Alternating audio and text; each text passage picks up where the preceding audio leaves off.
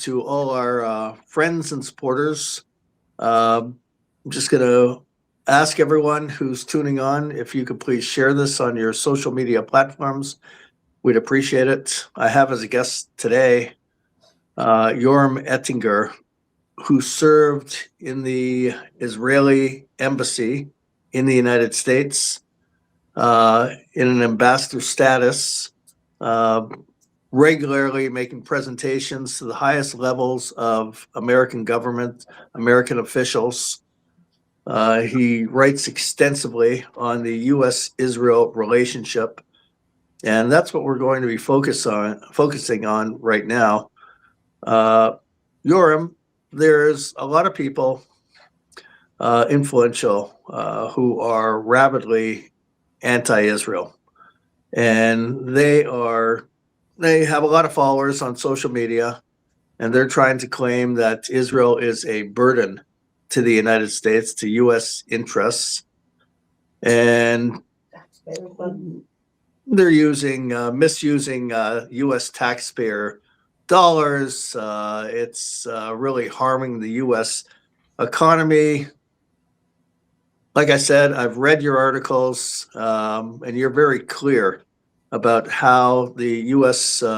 Interest in Israel is an incredible investment for the U.S. economy.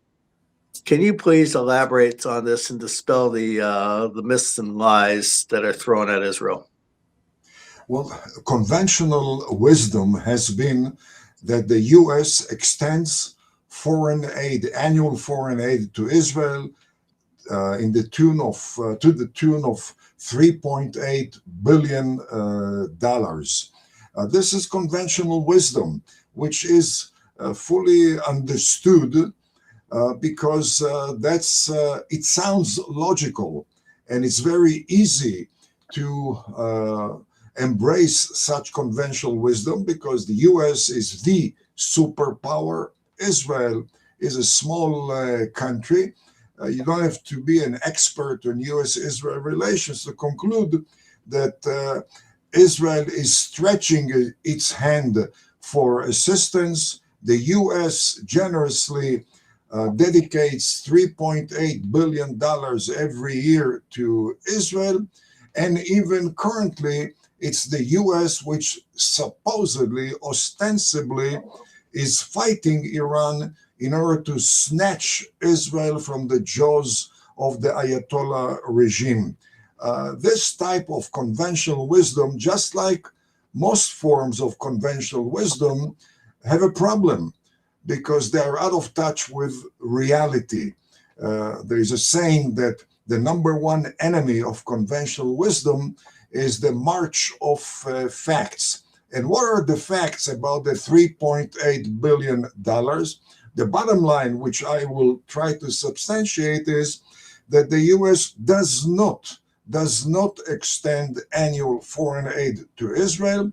The U.S. makes an annual investment in Israel, which yields back to the U.S. an ROI, return on investment, of well beyond 1,000%. Now, that sounds too fantastic to believe and too partisan to believe.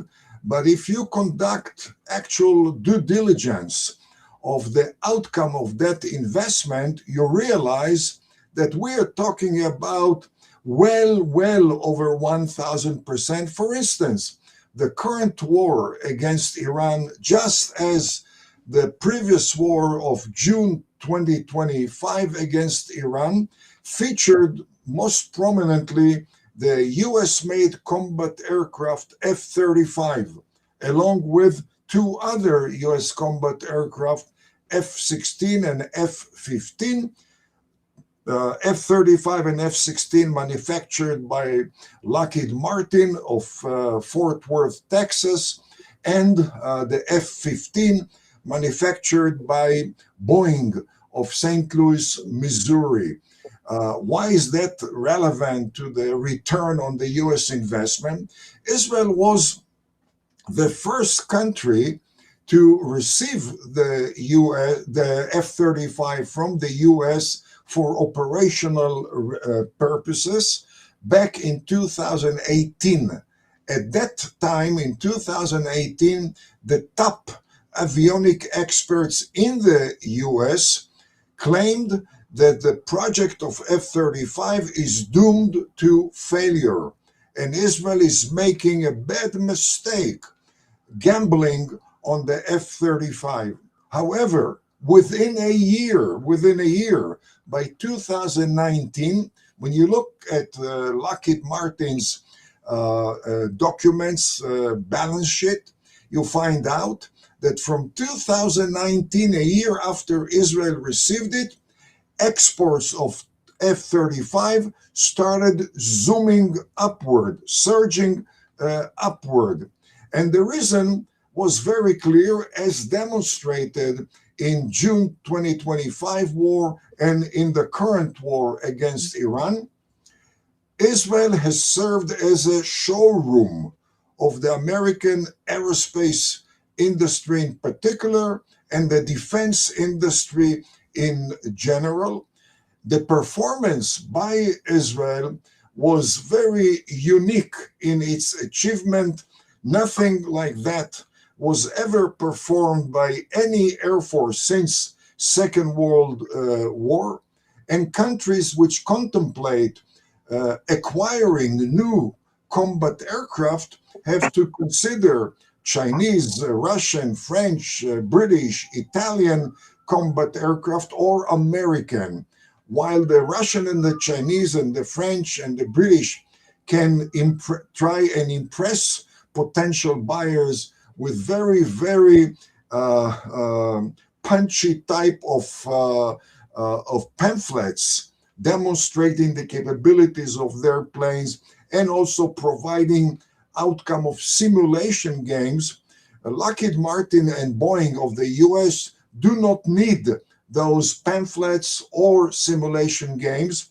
They have the actual documented performance by what I call the number one showroom of the American aerospace industry, which is using the American combat aircraft day in and day out on 7 fronts. We use it in Gaza, in Lebanon, in Iraq, in Syria, Yemen, Iran, and we have been using it very, very effectively, professionally. As a result, exports have zoomed upward. Last year alone, Lockheed Martin reported $40 billion exports of F-35. Now, I'm not greedy, and I would not claim that all the $40 billion is due to the Israeli performance. But since we are the only intense user, or actually operational user of the F-35, it's logical to assume that we have played a major role. And I would say in a moderate way, I can assume that not 100%, but let's take 50% of the $40 billion export is due to the Israeli showroom, which means $20 billion return on an investment of $3.8 billion. I'm not familiar with any American investment or any Canadian or French or British or any investment in the world market with such magnitude of return on investment, such a massive dollar volume of return on investment. But that's not the only thing, because according to Lockheed Martin, in the pipeline, they have $173 billion backlog, namely parties awaiting delivery of F-35. Mostly it's the US Air Force, but there are many countries in the world that increasingly wish to acquire the F-35. And then we have the F-16 and the F-15, both, by the way, 55-year-old. Ordinarily, it's time to dispose of those two combat aircraft, or start disposing. But in fact, if you look again at the export data published by Boeing for the F-15 and Lockheed Martin for the F-16, you find out that their export has surged during the last 2.5 years, and last 2.5 years is basically consistent with the last 2.5 years when Israel was attacked on 7 different fronts. Responding to that attack and the effectiveness of the Israeli response has positively impacted the scope of exports. But more than that, Lockheed Martin does report that the F-35 alone employs some 290,000 employees, the Lockheed Martin employees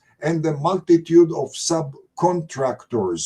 The expansion of the employment base of the F-35 has reached over 30% since Israel acquired that combat aircraft. Again, we have contributed to a larger employment base in the US. And last and not least, we're talking about income tax paid by Lockheed Martin, corporate income tax, by those 290,000 employees, personal income tax, which comes to about $3 billion annual income tax revenues of the American Treasury, where Israel plays a key role, a major role in generating such income. And one more item about the F-35, which applies to all other American military assistance which we receive from the US. When we receive the F-35 or any other defense and aerospace system, we receive it in our capacity as the number one, the most important research and development center for the American aerospace and defense industries. Every single day, the Israeli Air Force transmits to the manufacturer lessons learned by using that plane.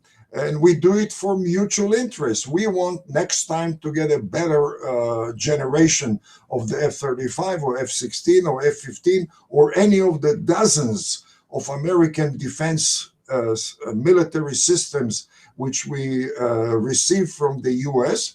But by sharing our lessons of being a battle-tested laboratory, we have saved, according to Lockheed Martin management, we have saved Lockheed Martin, and similarly to all other defense contractors, manufacturers in the US, anywhere between 10 and 20 years of research and development. The cost of research and development for the F-35 is $55 billion. When you save 10 to 20 years of research and development in the context of $55 billion overall research and development cost, you're talking about mega billion-dollar saving for the American aerospace and defense industries, which is an additional return on investment. And certainly we receive dozens of American military systems. I would say about 100 plus American military systems. Each one of them goes through the Israeli battle-tested laboratory. Each one benefits from major saving of research and development. Each one improves its posture in the global competition. Each one of them generates income tax to the American Treasury, and each one of them also excels in the performance of its plane, which benefits the American military or armed forces. In addition to all that, we're talking about the Israeli intelligence. Again, when you look back to the June war of 2025 and the current war against Iran, it all started with a very, very dramatic performance, unprecedented performance by intelligence agencies of the US and Israel. Israel has played unique role in providing intelligence data to the US, and we have had a natural edge. And the edge is not because we are smarter, it's not because we are better, which we are not, but the edge is because we are located in the arena, in the Middle East arena. The demography of Israel enables many Israelis to blend into every single Arab Muslim country, including Iran, in a very successful, effective manner, which the US cannot do because, again, of having different demography than the demography of Israel, which includes many Jewish families whose origin is in Arab countries, Muslim countries, including Iran. The performance of the Israeli Air Force, the American Air Force, has been derivative in a large extent upon the performance of the Israeli and the American intelligence. Long ago, a former chief of the US Air Force Intelligence, General George Keegan, was enthusiastic about expanded cooperation with the Israeli intelligence when asked by the New York Times, how come you're so enthusiastic about working with the Israeli intelligence? His response was, if the US were to procure the scope of intelligence it receives from Israel on its own, if the US were to procure on its own that intelligence, then the US would have to establish 5 CIAs. To put it in dollar perspective, the annual budget of one CIA is $15 billion. Namely, if one assumes that Israel provides the US intelligence, which amounts to what one CIA could provide, already we're talking about 400% return on investment, in addition to the hundreds of percent ROI as a result of expanded American exports, of saving of American cost, research and development costs, in addition to increased revenues from income tax. Already you're way, way beyond 1,000%, and that's if we are only one CIA. But to be fully objective, certainly we provide intelligence much more than CIA, again, because we are functioning in the arena of the Middle East. We are endowed with people who do blend successfully, naturally into the area, and therefore can provide the US, as we have done on a daily basis, with information about intended Islamic terror attacks against the US and other Western countries. We provide vital intelligence to the US about the performance of Russian military systems, Chinese military systems, French and British and others, which we encounter on the battlefield, and that has promoted the national security of the US and the competitiveness of the US in the global market. One example of what can Israel do as far as the safety of Westerners anywhere in the Western world goes back to 2018, when an Israeli intelligence unit successfully penetrated an Islamic terror group in Syria, which was working on the development of means to insert explosives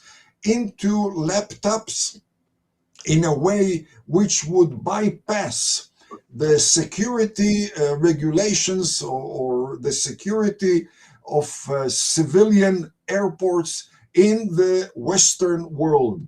Israel shared that information with the US, with other Western countries, which spared the West, I would even say, calamity. One can imagine what would happen in the US if suddenly mid-air explosion of American and Delta and United and Southwest and Frontier airlines, what would happen if in American or Canadian or West European airports there would be explosions on the line waiting to board the planes? What an impact on the morale of those countries, what impact on the posture of deterrence of these countries, what an impact on the audacity of Islamic terrorism throughout the world, which is already assaulting Western democracies. All of that was spared by one intelligence unit operated by Israel, and that's one of litany of examples. And then obviously we have the contribution by Israel by our mere existence or mere geopolitical location in the Middle East, between Europe and Asia and Africa, between the Mediterranean, the Red Sea, the Indian Ocean, and the Persian Gulf.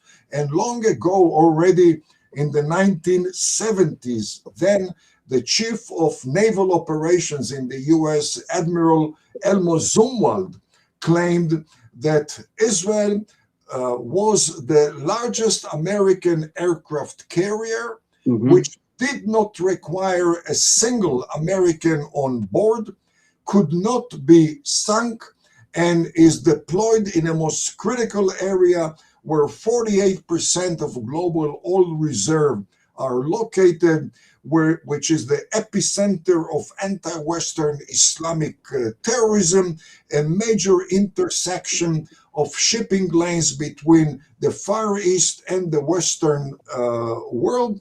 And he claimed if there were not Israel, then the US would have to manufacture few more real aircraft carriers, deploy them to the Indian Ocean and the Mediterranean, and accompany them by 6-7 ground divisions. Again, to put it in dollar perspective, today, 2026, to manufacture one top quality aircraft carrier cost anywhere between 10 and 13 billion dollars. That means one aircraft carrier is already 340% return on the investment of 3.8, and certainly what Israel performs, the way we function in the Middle East, we basically operate like more than one aircraft carrier.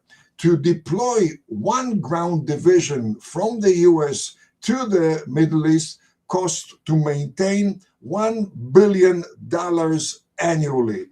The bottom line is, if we look objectively, if we look realistically at the $3.8 billion, we can safely conclude that this is certainly not a giveaway to some needy country, not foreign aid.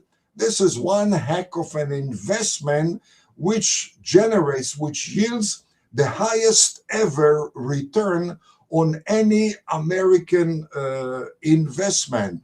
And when you speak about return of investment, it's not only in dollar terms, and I'll conclude maybe with one personal experience I've had during my visits to Capitol Hill. I do it 3-4 times a year, briefing for about a week each time, briefing House and Senate offices. And my number one topic is What has Israel done lately for the USA? During one of those visits, I was waiting for my meeting at Senate office of then Harry Reid, who was the majority leader before he retired. I believe it was 2012. And in walked an active duty American colonel. And when he heard that I was from Israel, he said, well, all I have to share with you is two words: thank you. And I asked him, what are you thanking me for? And then he introduced himself, a colonel, commander of Special Operations Battalion. And he said that he just concluded a one-year tour of duty in Iraq. And on the way to Iraq, his battalion went through Israel, where they were trained for 2 weeks by Israel's top experts in facing suicide bombers, car bombs, and the deadly IEDs, the improvised explosive devices. And he said, much of the credit to the fact that the battalion came back to the US without a single fatality is due to those 2 weeks. And he concluded by saying, I want you to know, Mr. Ettinger, that I spend most of the year traveling around the world training special operation units of our allies. There's only one country where I go to, not to train, but to be trained, and that's Israel. And that's your added value to my country. I don't know how many billions or trillions one can attribute to such a contribution by Israel, because certainly the Israeli military performance has contributed to Americans' national security, defense, homeland security, more than any other ally of the US. And one can look again at the war of June 2025 and the current war against Iran. In June 2025, Israel conducted a preemptive aerial offensive against Iran, which was about to launch hundreds or thousands of ballistic missiles at Israel and at all Arab, pro-American Arab Sunni countries in the Middle East. Israel was able to disable within a few days the air defense systems in Iran and the Iranian Air Force. And that enabled the US a week later to dispatch its own Air Force and destroy 3 leading nuclear centers in Iran unimpeded by the Iranian air defenses and Air Force. No other ally of the US could have provided the US with such a benefit.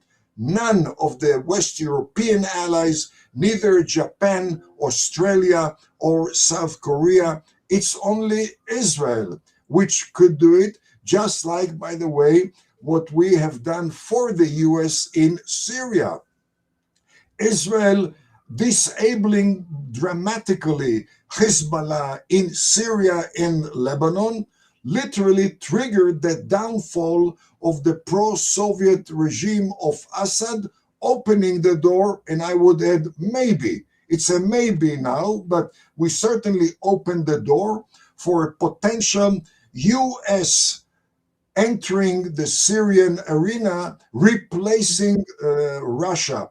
Again, no ally of the US could have provided such a service. And last and not least, back in 1981, Israel bombed and destroyed the Iraqi nuclear reactor, by the way, in defiance of very brutal American pressure.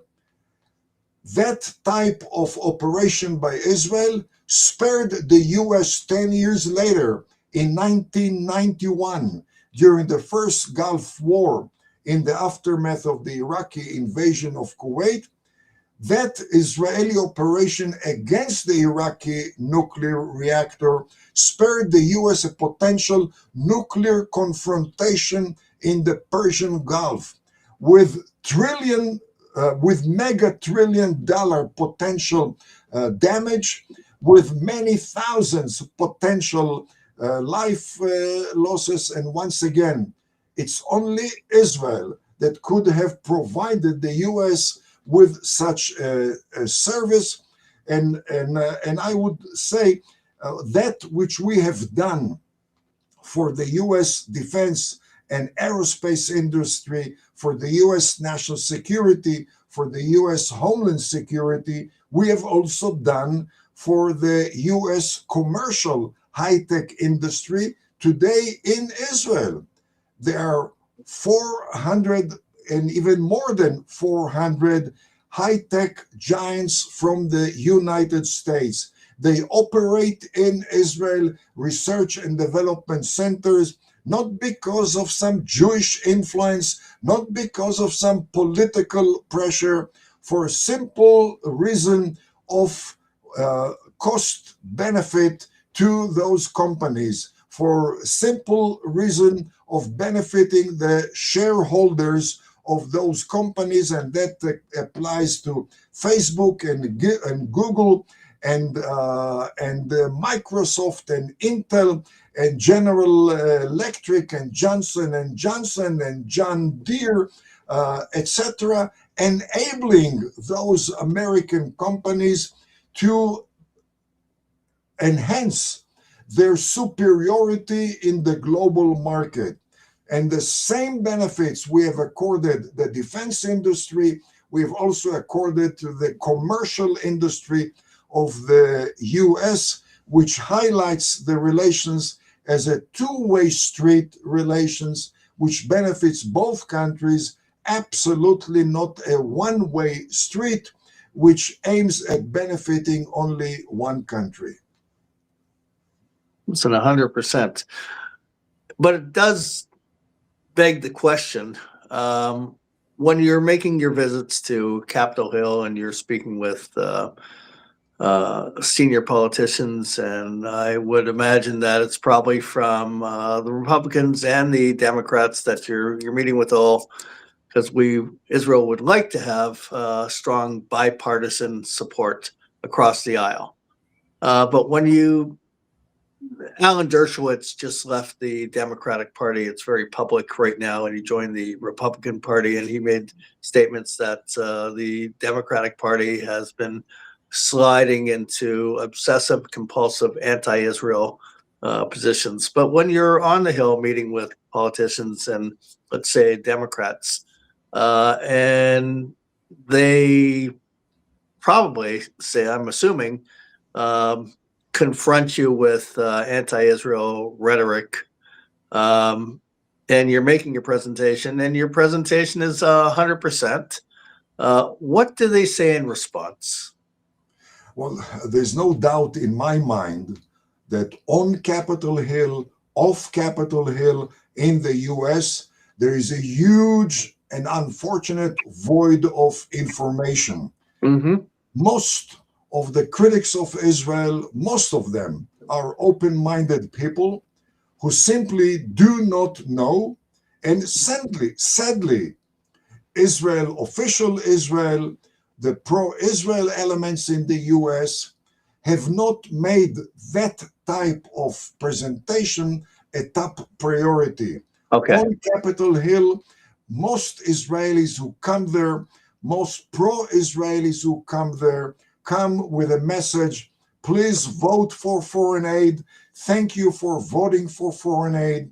And the little they talk about the benefits to America, they mostly, not totally, but mostly limit to Israel is the most democratic ally of the US, the most peace-loving ally of the US, the most reliable, the most stable ally of the US. With all due respect to those correct adjectives, those are intangibles. There is no clear dollar term. There's no clear reference to American interests. Americans, and rightly so, would like to know why are those $3.8 billion directed at Israel, at American systems arming Israel? Why not for domestic goals in the US? And there are plenty of needs in the US.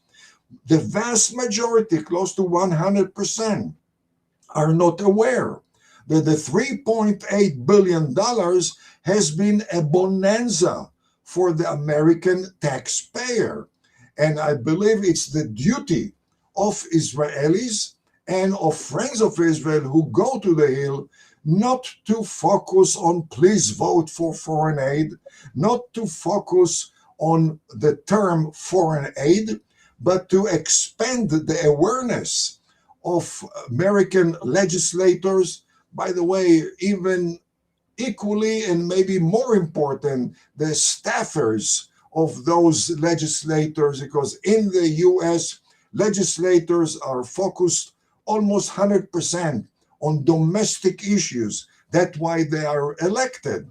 House members are elected because of district issues.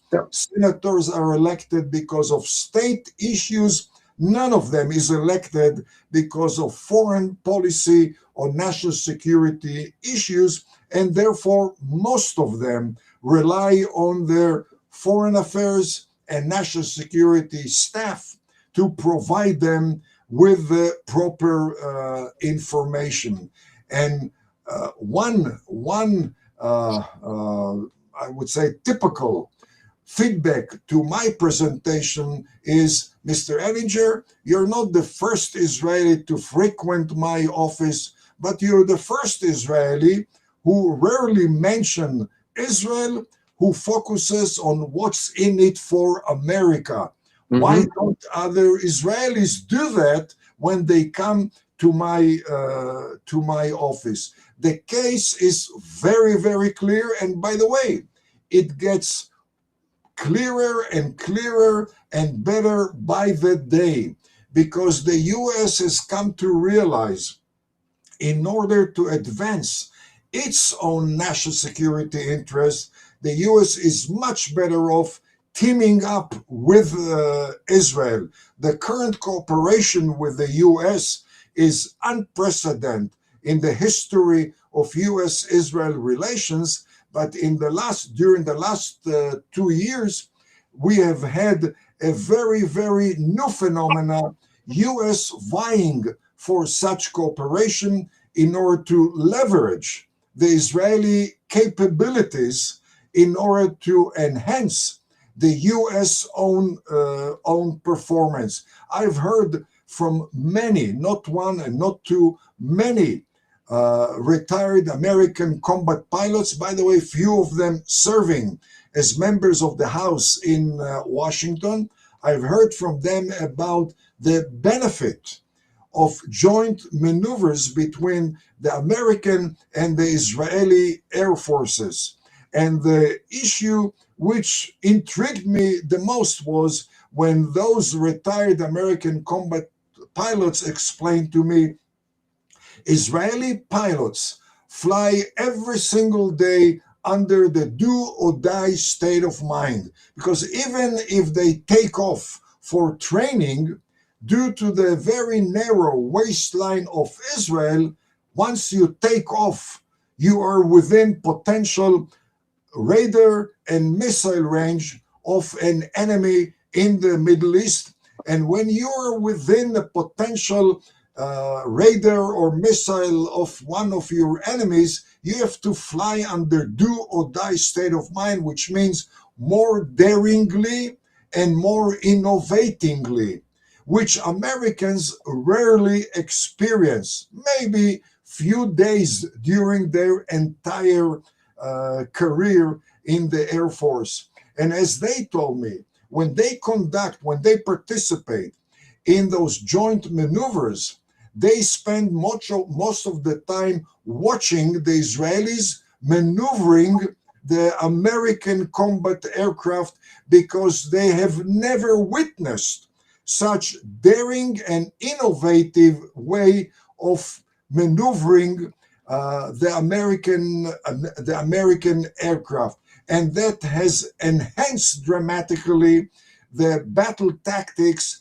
of the American pilots. And by the way, not only American pilots. I met in Birmingham, Alabama, a former commandant of the U.S. Marine Corps, and the general shared with me his experience with Israel, sharing with me that he spent 3 years in Fort Leavenworth, Kansas. Fort Leavenworth, Kansas is more or less the intellectual mecca of the U.S. Army. And he mentioned to me that most of the Army's battle tactics are based on the Israeli battleground experience. And he said, we study every single war you conduct. We study every single counterterrorism operation which you perform. And that's the way we improve our own battle tactics. In fact, the current operations in Iran and a few months ago in Venezuela by the Delta Force is due to a large extent to Israeli counterterrorism units. In 1976, there was a major debate in the US to establish or not to establish the Delta Force, the counterterrorism Delta Force. And the opponents had the upper hand for a while. Then came the Entebbe operation, or the Jonathan operation, back in, I think it was June or July of 1976, when we snatched airplane passengers who were hijacked by Palestinian terrorists to Entebbe, Uganda. The Israeli operation, which snatched them from Uganda, determined the fate of the Delta Force to establishment and to thrive until today. The collaboration between Delta Force and Israeli counterterrorism unit has been very, very successful.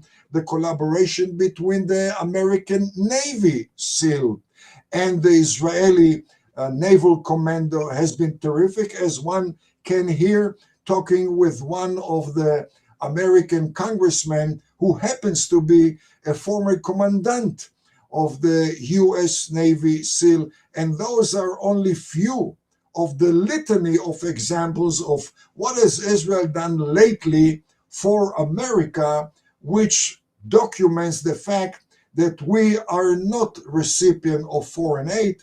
We are rather beneficiary of an American investment, but we return well over 1,000% ROI, return on investment. I think that that should be the campaign. It seems that our leadership in the Jewish community, and certainly in Canada and in the United States, appeal to governments and say, well, look, we share the same morality, we share the same this, that. They don't get into exactly how Israel is so strategic and beneficial and an incredible investment. After making this the priority of what kind of investment Israel is to American and Western interest, then you could talk about other issues. Israel's a beautiful country. Israel shares Western values, Israel, et cetera, et cetera.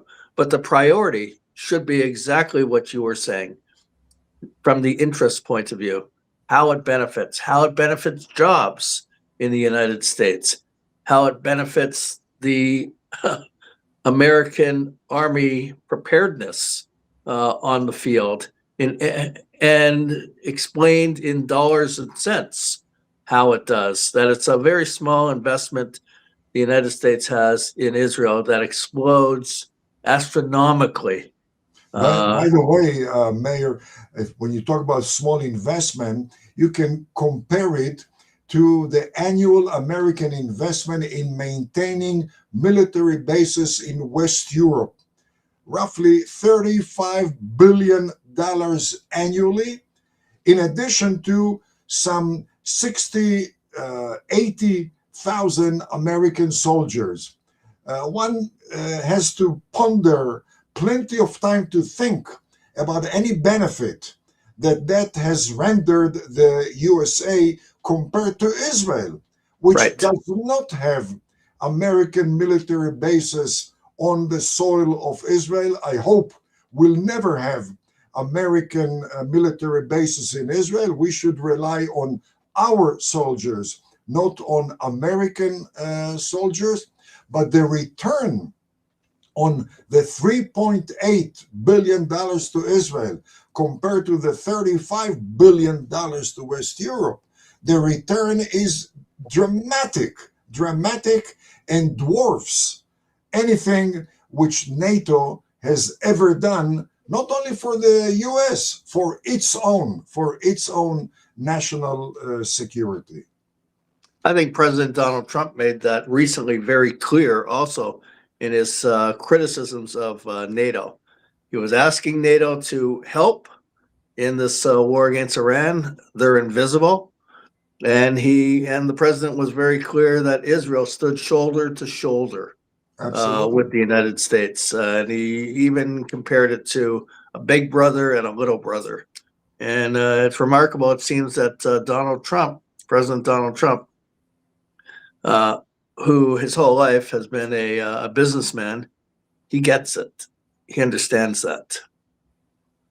Yeah, but we should never take it for granted. Right. The fact is, as you mentioned before, the vast majority of people don't have a clue about it.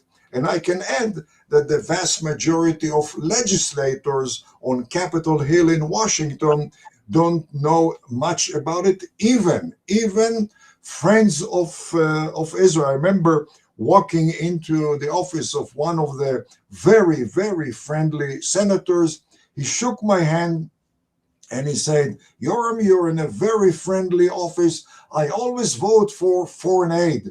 And my response was, "Senator, I was unaware that we receive foreign aid from your country." He said, "What do you mean? $3.8 billion annually." And I said, "Oh, you refer to your investment in Israel." And he said, No, Yoram, it's foreign aid. And I asked him, "Do I have 10 minutes to share with you the ROI on that investment?" And after 10 minutes, he said, "Yoram, how come nobody ever shared with me that information before?" And this is a third-term senator. Namely, he is about to complete 18 years on Capitol Hill, and he needed a visit from Jerusalem to share with him the truth, the reality about the role of Israel in enhancing U.S. economy, U.S. technology, and U.S. national and homeland security. I think the priority for practically any voter is, what is this government going to do for me in terms of roof over my head and food on my table, and maybe a little extra so I could have a little bit of recreational activity as well. Absolutely. And when you and instead of, I mean, it is nice that some advocates for Israel, they go to the Christian community and they say, well, here I'm going to explain from the Bible where it's essential to support Israel. That's all good. And a lot of the other advocacy, all good. But the priority should be exactly what I said, that the average voter cares really about a roof over his head, food on the table, and a little bit extra to do some extra things in his life. And when you explain, you say, wait a second, this is an investment in Israel that is paying back and is helping you with your roof over your head and your food on the table, and you're having more actually to do a few more things that you like to do. When that's explained, that would help. That would be the critical issue of advocacy. That's how I see it. Absolutely, absolutely, and hopefully, people who are watching us are going to share it. And again, we cannot assume that people know about it. The safe, realistic assumption is that very few are aware of the extent of the Israeli benefits to the US, and by the way, to Western democracies as a whole. And it is incumbent upon anyone who cares about truth, who cares about the future of Israel and its ties with the US, with the Western world, to share it with as many people as possible. I think primarily with American members of the House and members of the Senate, their staffers, but with generally Western target audiences in general. Absolutely. I'm certainly going to make this a priority with all my contacts and really push it and promote it. Yoram, we'll have you on more often. This is, I mean, you Anytime. cover a lot of topics. Demography is important. One day we'll get to that. Demographics in Israel. But this right now is so essential because of the voices of people such as anti-Semites like Tucker Carlson and Candace Owens, and the list goes on, that it's not in the American interest. No. We have the information. It's readily available. And here you go. It's in black and white. And in terms of the slogan that's being used, America First, and they twist it to mean that it's not in the American interest to be with to invest into Israel. No, quite the contrary. It is America First policy to make wise investments, and that investment helps every American. And by the way, a person who shares that opinion is the commander of the American Central Command, which is in charge of the Middle East, Admiral Cooper. He's not acting because of influence by Jewish friends or influenced by Jewish or pro-Israel lobbies. He's acting because of the most fundamental interest of America in the area of national security. And his collaboration with the Israeli Defense Forces is unprecedented. Yep. Based on what's in it for America. Right. Okay, Yoram, thank you very much. We have I think it's a 7-hour time difference between Toronto and Israel. So you're getting closer to Shabbat. So let me wish you a warm Shabbat Shalom and all the best.